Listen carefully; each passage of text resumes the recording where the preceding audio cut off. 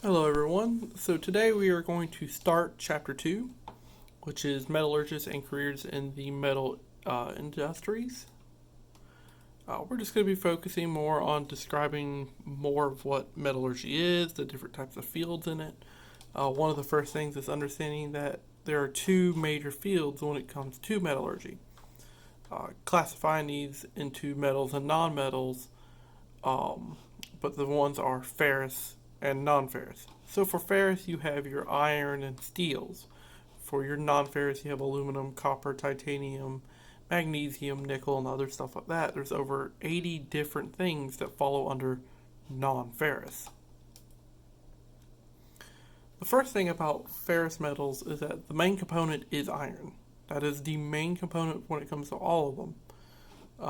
The next thing is that depending on which other thing you add to it, it doesn't always have to be a different metal. It can be like carbon is not a metal and can be added to it. Calcium can be added to it. But you can also add stuff like aluminum and tungsten to it, which we know are metals, to get a different type of steel. The big thing about a steel is that a steel always contains lower levels of 2% of carbon. That is that is always the truth. The most common types is mild steel, which is a low carbon and a lower strength level, but is the one that's easily produced and sent out. Ferrous materials are also like your stuff like stainless steels, like we were talking about. There's also specialty steels, where you have like chrome moly is a ferrous metal. It's not really a stainless steel, but it is a type of steel that has a high temperature strength and high corrosive resistance without being stainless steel itself. Cast irons are ones that are roughly 2 to 4% carbon. So that is something to always remember. If you start going over 2%, you're starting to go into your cast irons.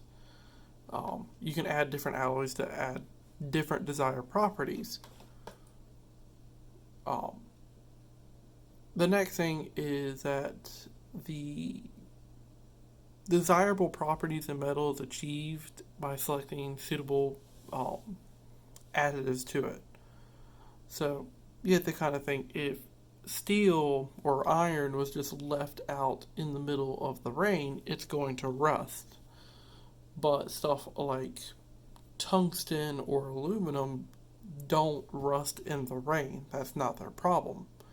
So you could add that to your iron with a little bit of carbon to give it a resistance to corrosive properties. You know, that's one of the big additives of doing such a thing. The microstructure, so something that we'll probably go over later, is that when it comes to metals, they're actually made out of fine looking grains. If you've ever seen what salt or sugar looks like, is it makes little crystals. Metal has the same thing. It's little crystals that interlock with each other. And by adding those different properties and stuff like that the microstructure of steel now gains those properties.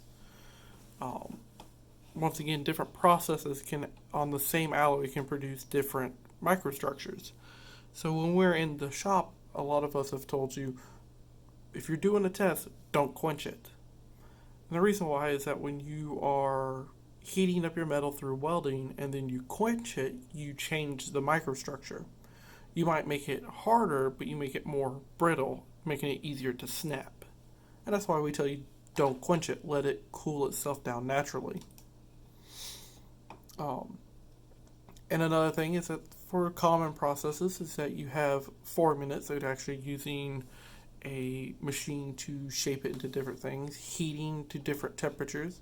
By heating it up so hot and then quenching it, you can cause it to change. By preheating and post-heating, you can change it. Rapid or slow cooling from elevated temperatures. So remember, heating it up changes its property, which is what happens when you're welding, and letting it slowly cool back down helps return it back to its original state. But by heating it up and then rapid cooling changes it dramatically. Um, and the next thing is just to know that there are different processes to change it back to something different. You can cause something to be heat up and then change its property, but then you can heat it back up and do something else to it to bring it back to its desired property. And understanding these relationships helps adjust procedures when using an unexpected occurrences. So you always want to think about what you're doing, what this metal is going to be involved with. When they're designing stuff for an engine, they don't want a metal that can't handle the heat. That's a big thing because engines get extremely hot. So making sure that they have a metal that can handle it is a big thing. Um, Another thing to remember is that cast iron can handle a lot of static force. You can put a lot of weight on cast iron and it will be fine. But if you hit it with like a hammer, it shatters. So if you're building a part for something, you have to think, is this going to be subjected to impact force? If it is, then cast iron is probably not going to be the best choice.